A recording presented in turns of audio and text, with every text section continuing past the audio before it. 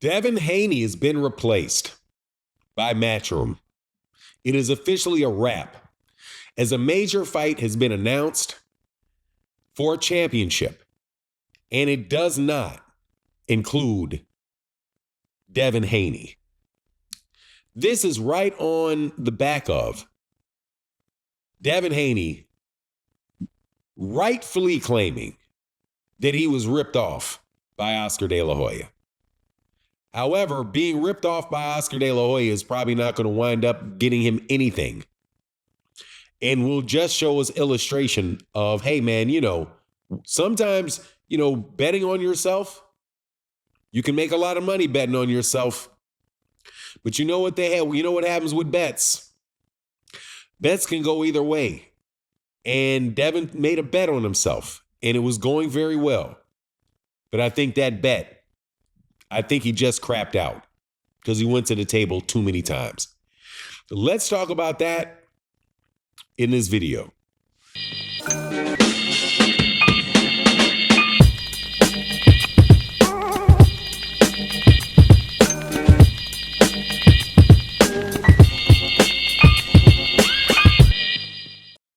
All right, welcome back to the channel. It's your boy Fanon, and in this video, we're going to be in the 140-pound division where we are documenting the stunning suspension of the rise of Devin Haney.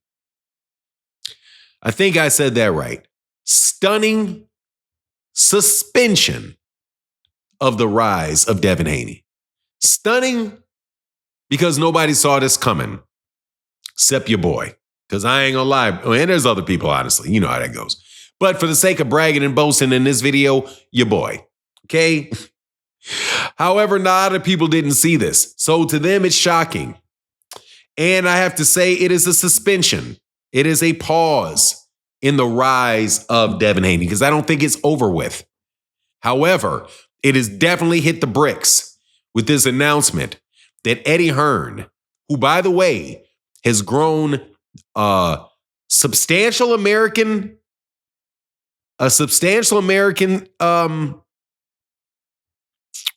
stable. A stable that originally started with Devin Haney and that allowed Devin Haney to rise high in the eyes of many people with the opportunities that he was given in Matchroom.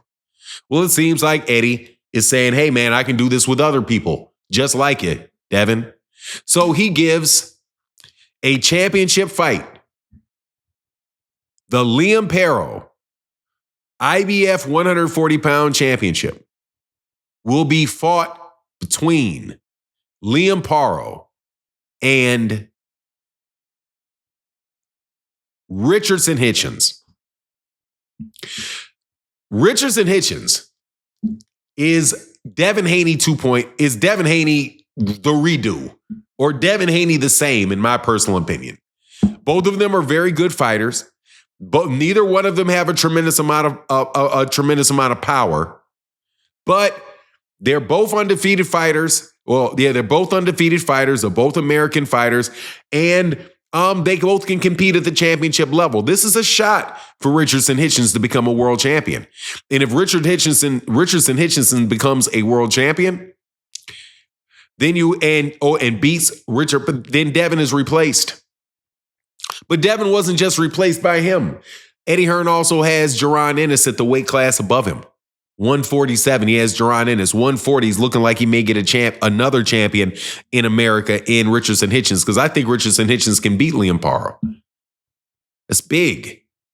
But it's also isolates Devin from his opportunity to be the free agent and dip over to Eddie. And Devin is completely boxed out now from the WBC fight. Because on the undercard of Gervonta Davis and Lamont Roach, there's going to be a fight, my understanding is, between Alberto Puello and Sandor Martin for that WBC title.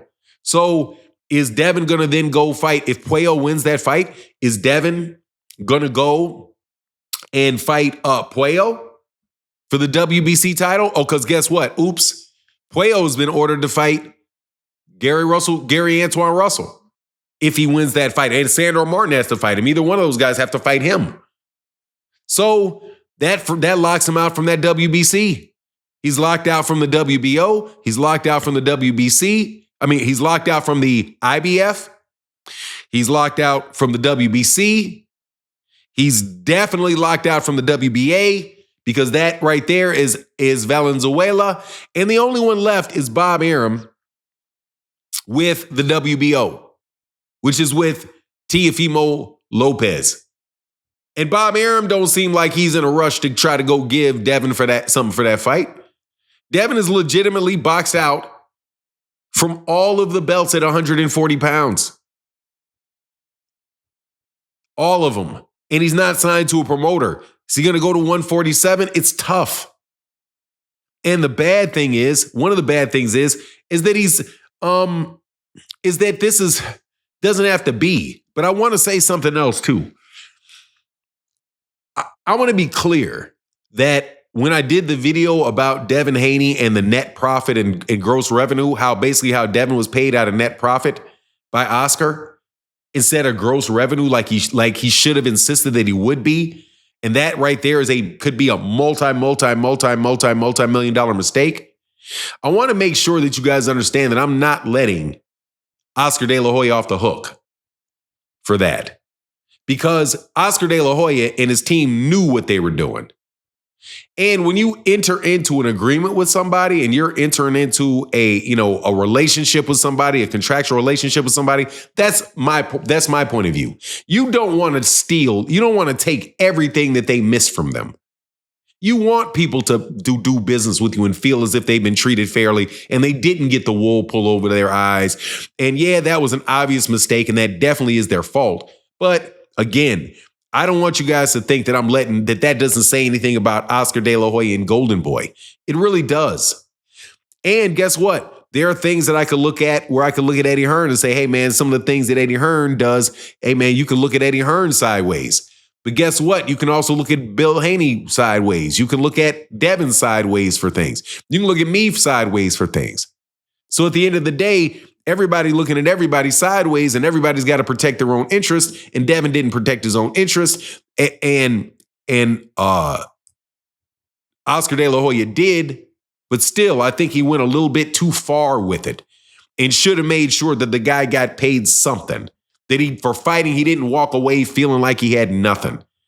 And that would push him into doing this law school, this ridiculous lawsuit that he has. That is going to further and further and further exacerbate the problems that were caused by his attitude and his arrogance and the way that he did business and isolate himself to begin with. This should be a lesson learned to a lot of fighters, man. This would be a lesson learned to a lot of people. But at the end of the day, I do still hope that Devin Haney, that this gets solved for Devin Haney, that he finds a way out of it besides having to go to 147 pounds and start to fight killers over there at 147. And again, I don't think Bob Arum is going to be giving fighters to Devin because Devin, why would he give Brian Norman to him? To repeat what happened with George Kambosos? No. To repeat what happened with Lomachenko? No. Devin's got some real business issues he's got to handle, man, in the relationships with people. And all you guys out there enabling him, you're not helping him. Okay? You're really, really not helping him.